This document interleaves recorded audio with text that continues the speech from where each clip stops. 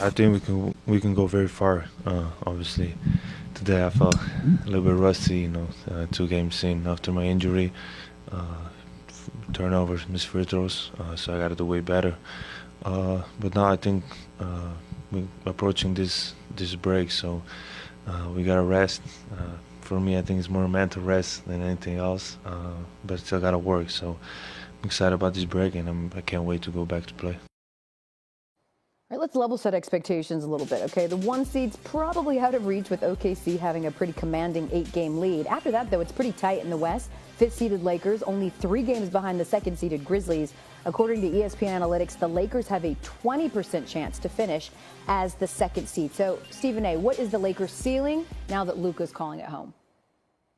Well, to me, I don't view the Lakers as being a team that's going to get out of the second round. They might not get out of the first round as of yet, but it's not because of Luka and LeBron. It's because of the personnel around them. They just don't have the size. You had Jackson Hayes. He goes down last night, and who was it? Wendy out there, Alex Lynn. Is that who they play? Is that who they? Yeah, he'd been he'd been on their team for 24 hours.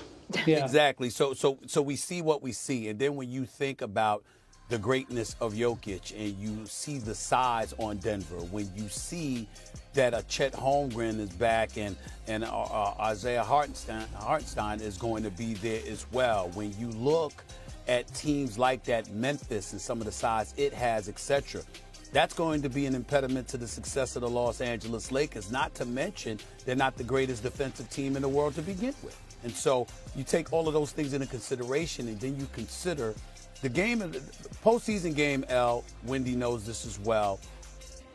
It slows. The game slows down, and size matters more in the postseason than it does in the regular season, because the game slows at that particular moment in time, and you're able to utilize that to your advantage more so than you even think about doing in the regular season. And not only that, you get to ISO on a particular team for a best of 7 series. All of those things don't bode well for the Los Angeles Lakers. But again, it's not because of Luka. It's not because of LeBron. It's because of the absence of pieces around them. I'm going to throw Austin Reeves in there as well. Not because of him, because I love the way he's playing. And I love the way J.J. Redick is coaching. And Rui Hachimura is going to be important because he was somebody that you could put out there defensively, and he could do some things for you as well. But that size, deficiency, the lack of prowess on the interior, I think ultimately is going to compromise the success of the Los Angeles Lakers, and that's why I don't see their ceiling being very high at all. I'm very bullish on the Lakers in the playoffs in 2026. I am giving them a free roll this year. And I know that that's not the popular thing to say, because you're like, oh my God, LeBron's 40 years old. How can you say that? First off, I believe in LeBron's window. If they get the right matchup, they could beat a team. Last night, Dallas played against Golden State. There was one player in that starting lineup for both teams over 6'7". There's some teams with size issues in the West, but a lot of them have great size. The Thunder have great size. The Nuggets have great size, and they're going to have to beat one of them to get to the conference finals. They might even have to beat both of them, depending on how they do in the second half. Last night in this game, and granted, Jackson Hayes, who is their starter, he got hurt. But Walker Kessler, who is a quality big man, but certainly not an elite big man, he was 8 of 8 shooting. And even before they traded Anthony Davis, this was not a team that defended great in the paint. They were 4th in the league. They had the 4th highest percentage for opponents shooting in the paint. So I'm giving them a free roll this year. If whatever they accomplish, I am not putting any expectations on him. Luka has the ability to lift his team up to be more than it can, and so I will watch him do that. I think the second part of this season is really going to be about figuring out how they got to play with Luka. Because Stephen A., last night as I watched them, I could tell Luka really doesn't feel like it's his team yet. He's taking the ball and he's immediately passing it. He's sort of really sharing the load with Austin Reeves and LeBron. That's not who Luka is. Luka has to be the guy who he has the ball and everything operates around him. And that's why LeBron said the other day, fit out, don't fit in. That's a really good advice from him, but that's not what Luka's doing. Luka is fitting in right now. They're going to have to use the second half of the season to convince Luka this is your team. And I believe LeBron can play off of him. I believe in all that. But to me, that's the goal in the second half, not how far they get in the playoffs. Okay, Wendy I'm and with you. hold, Yeah, go Wendy ahead. and L, let me jump in here. Wendy and L, I want y'all to listen. I'm going to throw something at you that I don't know if anybody's ever thrown at you when it comes to Luka and the Los Angeles Lakers. I want you to listen carefully to this because remember I said it. You're going to have to hold on to it.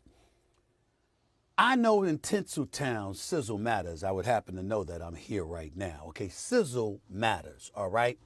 When you talk about Luka and the game that he brings to the table, his conditioning is going to be exponentially more important in Los Angeles than even it was in Dallas. Do you know why, L? Do you know why, Wendy? Because here, the show matters. That's why they called it Showtime when Magic was leading fast breaks in Inglewood all of those years when they were going to championship. When Kobe and Shaq ultimately came to the show matters, okay? And when you're Luka and you think about the personnel that the Lakers have historically had in its stable, all of them were practically showmen. Even the stoic intellectual that was Kareem Abdul-Jabbar. The sky hook was the sky hook.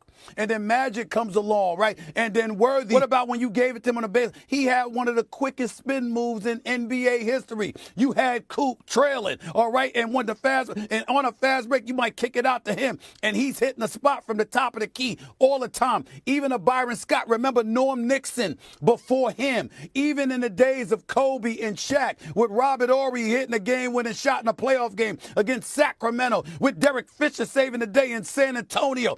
Everything about the Lakers is a show. So Luka is fitting in right now. But in order to really, really excel as a Laker, he's going to have to get himself in peak condition because just scoring points the way Luka does won't be enough for Laker fans. They want to see a show, too. They want to see you pushing the ball. They want to see you skating on cats. They want to see you literally embarrassing cats and stuff like that. In other places, just be effective. Just get it done. In Tinseltown, it's a different, in the purple and gold especially, it's a different animal. And so when I watched him performing last night against Utah and stuff like that, still looks a bit sluggish, obviously, working himself back into shape. But the Dallas Mavericks would tell you he ain't never really been in shape. They're going to look at all of these things. Laker Nation knows about it, and the requirement, like Wendy said, not this year, but beyond, is going to be those ancillary elements that I just brought up because they care about that in the purple and gold. That's what I want y'all to remember. I like that. If he gets his conditioning together, he's going to show all of those things, and maybe he's going to show up on a Skims billboard because it is Hollywood, of course. Let me respond really quickly because it seems like you guys both are sort of doing the whole, like, this is a move for maybe next year. You're not expecting much from this Lakers team. I wrote down what you just said, Wendy. Luka lifts up his teammates and gets the best of them, right? Would you say that LeBron does the same thing? So then would you say that the combination absolutely. and I am with you. Them not having a big man, they wanted to get rid of Jackson Hayes for a reason, right? Like, he's a good rim runner, not a great rim protector, not great defensively. Obviously, Alex Len's not an answer either. I understand that, and that's a huge problem.